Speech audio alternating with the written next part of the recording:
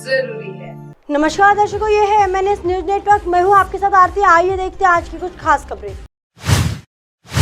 वारकरी भक्तों पर लाठीचार्ज का मुद्दा गरमाया, विपक्ष बोला महाराष्ट्र में हुआ मुगलों का पुनर्जन्म। महाराष्ट्र के पुणे में जिले में रविवार को वारकरी भक्तों पर लाठीचार्ज के मामले में राजनीतिक रंग ले लिया। विपक्षी दल इसके लिए लगातार राज्य सरकार पर निशाना साध रहे।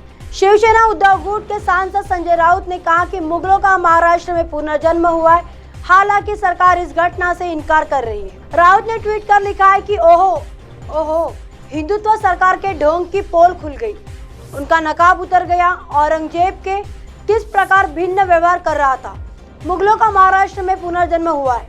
वही एनसीपी नेता छगन भुजबल ने ट्वीट किया कि श्री क्षेत्र आलदी में वारकरी भाइयों के साथ हुआ व्यवहार अपमानजनक है। वारकरी संप्रदाय की नींव रखने वाले महान संत ज्ञानेश्वर महाराज की उपस्थिति में वारकरियों का यह अपमान घोर निंदनीय है। क्या वारकरी संप्रदाय के प्रति सरकार की कोई जिम्मेदारी है या नहीं, यह है आरोप। मीडिया रिपोर्ट्स के मुताबिक रविवार को बड़ी संख्या में भक्त आलंदी के श्री क्षेत्र मंदिर के एक समारोह के लिए पहुंचे थे। मंदिर में एंट्री के दौरान उनकी पुलिस से बहस हो गई। इसके बाद पुलिस ने लाठीचार्ज किया। एक अन्य रिपोर्ट के मुताबिक हर साल आलंदी से पंढरपुर के विठल मंदिर के लिए पदयात्रा होती है। इस बार ये 11 जून को शुरू हुई। मंदिर में केवल 75 भक्तों को प्रवेश की इजाजत थी, लेकिन वहां पर 400 से ज्यादा लोग पहुंचे। वो मंदिर में एंट्री चाहते थे, ऐसे में पुलिस ने लाठीचार्ज किया। डिप्टी सीएम ने दी सफाई। वहीं दूसरी ओर महाराष्ट्र के डिप्टी सीएम देवेंद्र फडणवीस ने लाठीचार्ज की बात से इनकार कर दिया। उन्होंने नागपुर में मीडिया से बात करते हुए कहा कि हमने पिछले साल इसी जगह हुई भगदड़ से सीख ली और मंदिर में कम प्रवेश पास देने की कोशिश की। इस बार तीर्थ यात्रा में शामिल प्रत्येक ग्रुप को 75 पास जारी करने का निर्णय लिया गया था। डिप्टी सीएम के मुताबिक कुछ भक्तों ने बैरिकेड्स तोड़ दिए, जिस पर पुलिस ने उनको रोकने की कोशिश की। इस बीच उनमें मामूली हाथापाई हुई, जिसमें 6 पुलिसकर्मी घायल हुए। आइए देखते हैं अगली खबर की तरफ। Modi for India, Shinde for Maharashtra. क्या शिवसेना बीजेपी में दरार की वजह बन सकता है ये विज्ञापन?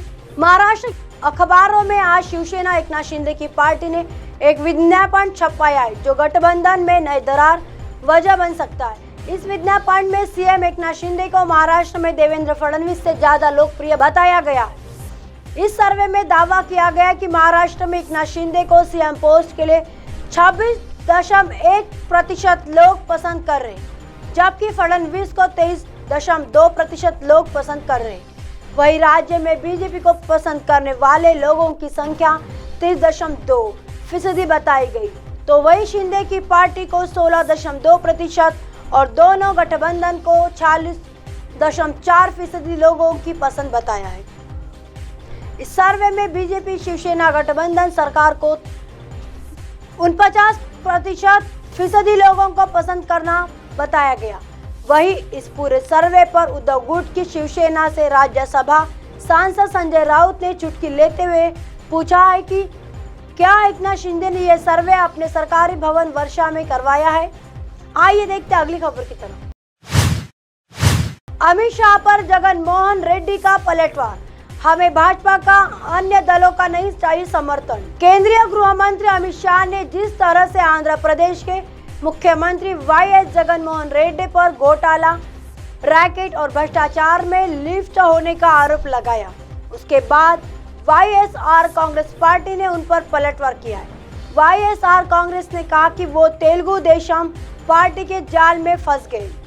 वही जगन मोहन रेड्डी ने कहा कि हमें भाजपा और अन्य पार्टियों का समर्थन नहीं चाहिए, हम अगला चुनाव अकेले ही लड़ेंगे। वही वाईएसआर कांग्रेस के सांसद वाईबी सुब्बा रेड्डी ने कहा कि अमित शाह टीडीपी के शब्दों का प्रचार कर रहे। गौर करने वाली बात है कि अमित शाह ने जगन सरकार पर पिछले 4 सालों में कोई काम नहीं करने का आरोप लगाया था। उन्होंने कहा कि इस सरकार ने भ्रष्टाचार, घोटाले और रैकेट के अलावा कोई काम नहीं किया है।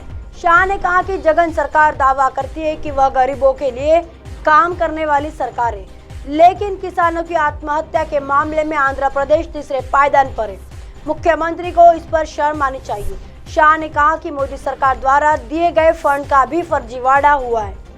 अमित शाह बोले, भ्रष्टाचार में लिप्त है आंध्र प्रदेश की जगन मोहन सरकार।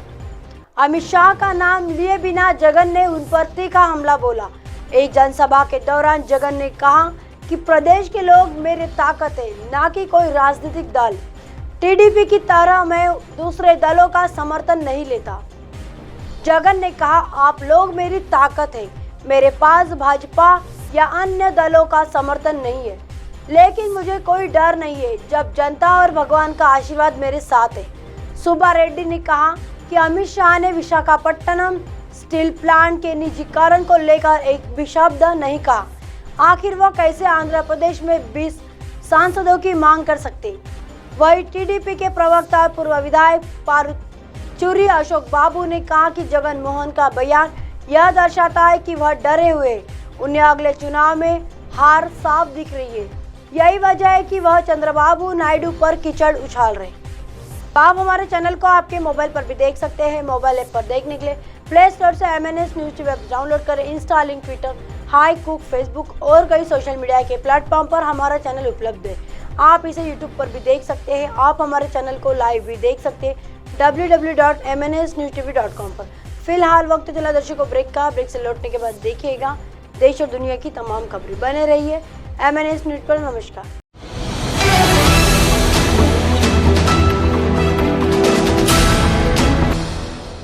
ये है MNS न्यूज़ नेटवर्क और आप देख रहे हैं MNS न्यूज़।